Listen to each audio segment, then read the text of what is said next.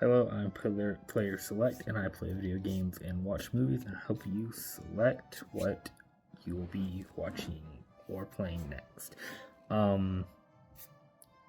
I love the Dragon Quest series. It's probably my third favorite series of all time, right behind Fire Emblem at number 1 and Metal Gear Solid at number 2. And I want to talk about my first impressions of Dragon Quest 3. Since this is an RPG, it's gonna take a little long to get like a whole video out, like talk about the whole game. And I didn't play Dragon Quest 3 I didn't play the Game Boy Color version. Never played the NES version or SNES version. Any of the remakes. Didn't play the release on the Switch, but I have now got around to playing the HD 2D remake, the 3D HD 2D remake on Switch. I'm currently 12 hours into the game, technically 13 if you round up because I'm like 12:55. I've rescued 29 of the friendly monsters that you can rescue. So if you're wondering, like, oh man, like so I've just now got to the point where you're supposed to be like searching for like the 6 orbs, I guess. I'm not really sure what that leads to, but I just want to talk about the game. So, I did a monster wrangler, a thief, and a galabout for my first party because I knew the galabout led into a sage, which is supposed to be the best class in the game, next like to like the monster wrangler, and I think like there's one more. I think people were saying thief is pretty good too. Honestly, people say the galabout was an awful class and that it's just gonna screw you up and mess you up for like the first however long you're playing the game. But like honestly, like until you get to Altered Abbey and reclass into a stage, honestly, I didn't have any trouble with the galabout. Honestly, I didn't. I don't know what people were saying because they're like, "Oh man, it's just an awful class. It's gonna screw you up." So like, make sure like you're okay with having dead weight in your party. And I'm like, it wasn't that bad for me. I mean, it still helped me get through some battles. It didn't really have any heartache for me. I mean, I didn't really have like any buff or debuff spells because like the hero doesn't really have any of those kind of spells, and the monster wrangler doesn't, and neither does the thief. But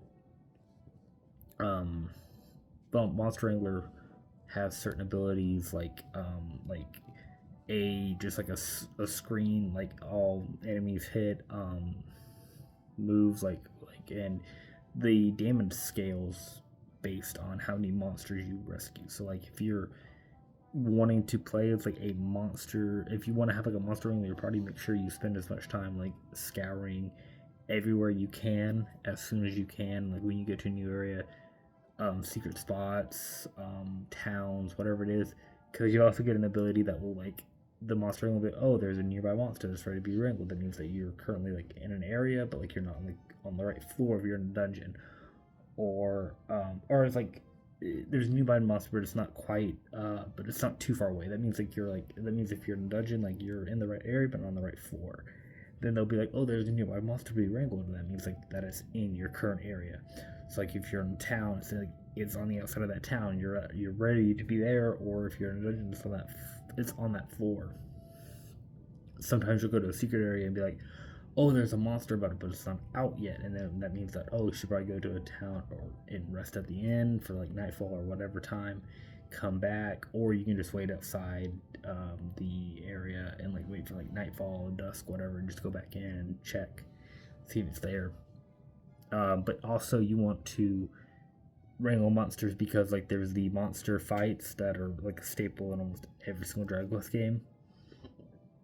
The only one I think is they're not in 9. I don't know about 1 and 2. It's been so long since I played 4 and 5 that I can't remember if they're there or not. 6 they are. 7 I think. I can't remember. It's been so long since I played 7. I don't think that. And they're there in 8. But I can't remember 7. 7's such a long game. It's just so hard to figure out if they're there or not. because I haven't played 7 in so long either because it's so long. And then 11, it's been a little while since I played 11, but I want to say they're there in 11, but I have to double check that information. Point is, there's the monster battles, and they offer rewards and stuff like that. Great rewards if you win, a lot of money if you win. So yeah, the monster ring was pretty good and like the damage just stacks. The more monsters you rescue, the better damage you have. With the abilities that it offers. And a lot of people talk about oh man, Dragonquest 3, it's just the party just isn't as interesting because it's not a party of characters that you meet. It's a party that you create, which honestly I'm okay with, because Dragon Quest 6 is my favorite game of the series, because I spent so much time with that game that it wasn't my first Dragon Quest game. That was 9, but I spent so much time with 6 that it just became one of my favorites. And then 11, then 9, and then so on and so forth. So far, this one's probably sitting at a firm number 4, I would say. But it's pretty fun for first impressions. I mean, I've been having a good time. It's not the bosses aren't too hard. I mean, that's just standard for any kind of RPG. If you just fill out your team correctly, bosses aren't going to be an issue. But I mean, then again, the game doesn't really have all the a lot of bosses so far that I've encountered, to where it's just hard to progress for a second. Progress if you're just constantly leveling up, doing what you need to do, following, battling what you need to battle. I mean, Dragon Quest is a game to where you of course at one point you might have to grind here or there, but I mean, I never had problems. I think what happened is I think they toned down the Galbout to where it doesn't mess your party up as much as it could, and I think they probably toned down the Monster Wrangler, because I am seeing great damage with the Monster Wrangler class. I'm not seeing the damage that everybody talks about, so I think they might have toned it down for the remake, and then toned down the damage, because people are oh, we need to tone this down because oh, it's just so overpowered, and then they might have toned down the Galbot. Like I said, I've never played Dragon Quest 3, so everything that I'm experiencing right now could be just par for the course for Dragon Quest 3. I wouldn't know. I'm a fan of the series, but I never played the older games because I just I don't know why, I just never did. Mainly because I knew this was coming out at some point, so I just never hopped on the train. So I was just they were going to be remaking it at some point. But Dragon Quest. But yes, just my quick synopsis. Story. So far, so good. It's just about your father is missing. He went on his quest and now he has been back, and so now it's your turn to go on your quest, and it's and anybody that knows the Dragon Quest lore series, whatever, knows that this is the start of the Erdrick trilogy. Where at the end of the day, you get given the title of Erdrick, which is the great hero, and that it follows into Dragon Quest, I think 2 and then 1. I think 1 at the end of the Erdrick series. The game starts backwards.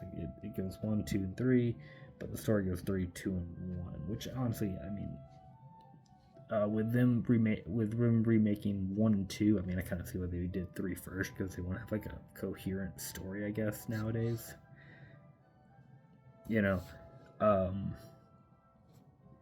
But I mean, yeah, like I said, I'm having a great time. I honestly would rate it out of 10, probably an 8, just because it's Dragon Quest.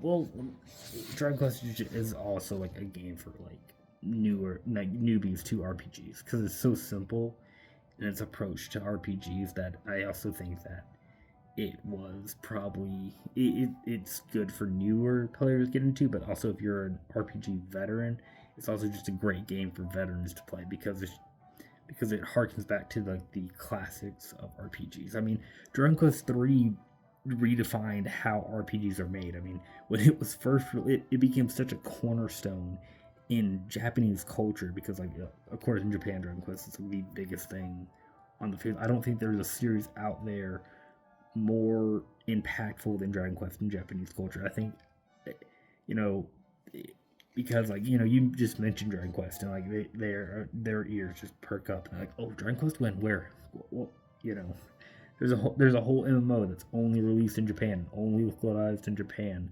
that they eat up, and it still gets support today. But with this game, they like the Square Enix was literally told like, hey, you guys cannot be releasing these games on, let's see here, 1 second. You guys cannot be releasing these games on weekdays because like when they released it and like everybody took a day off, it was like when like the SNES got sold, right? It was like they gave Nintendo, it was like, hey, you cannot release a console on a weekday. They said, hey, you cannot release these games on a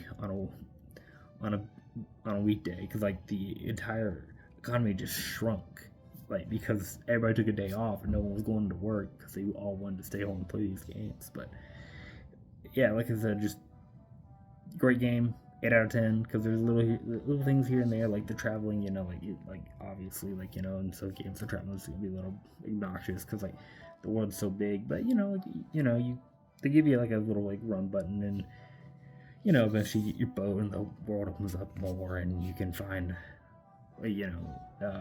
the whole point is exploring. I mean, like the world's gonna be big and it's gonna be a little obnoxious to travel, but that's because the whole point of the game is like, it's an adventure. You're supposed to explore. You're not supposed to be able to go from here to there. But there are some quality of life changes. Like there's a difficulty selection. There's like some other like quality of life changes. Like if like you always want like the objective to be shown on your map, like with like little circles like telling you where to go, you can always do that. Instead you're just like bumbling around so much. There's a recall button to where like if someone says like some important information that you want to keep, you just press like the plus button on your Joy-Con, or start button, I guess, on like your whatever controller you're using, and like it saves that information so you can go back to that at a later date. Like there was like one girl like in one of the secret areas, she's like, oh, there's a secret area here and there. And like if you press recall and you're like, okay, now I need to find those secret areas, you can go back and listen to what she said, and you're like, okay, so from here I need to go southwest. Oh, or I can go south, or I can go east, and you're like, okay, I can find these different areas. Or like there might be someone say, oh man, I found a monster. It was like nighttime at such and such. Like it was nighttime and I saw it pop up, but then at daytime, I don't see it anymore. So you hit that, recall it. So like then you're like, okay, like you can go find this monster now, or you can just go back, or like you can go sleep at an inn, like sleep at nighttime. And you're like, okay, so she just said that, like that's not really something that you need unless like you just do that and then you're leaving and then you go back, and like unless you're leaving, like say that you don't have a monster wrangler with you, because if you don't have a monster wrangler with you and you just have like a regular party, the monsters are a little bit harder to find because you have to use certain skills of other characters, because the monster wrangler like allows you to just bypass having to use like Padfoot for monsters that run away, or Musk for monsters that like they have your scent. Like if you have a thief, you use Padfoot and the monsters won't run away. But if you don't have a thief or monster wrangler, you have to use like Musk or stuff that you find like in the game, like to hide your scent so they don't run away. But if you have the monster wrangler, you don't got to worry about any of that. You just walk up to the monster, talk to them, boom, they join your party. So there's like quality of life improvements everywhere in this game, and yes. Should you play? Yes. Should you play the other Dragon Quest games? Of course. Dragon Quest 12 is getting released, so like, hey, I mean, this game 3 just came out. Play it. When the remakes of 2 and 1 come out, play those. There's some DS remakes of 4, 5, and 6. They're a little expensive, but I mean, like if it's in the budget for you to buy one of those and like play through one of those, everybody says play through Dragon Quest 5. Yes, do that. That's a great story. I should maybe make a video on that one day. I do have the remake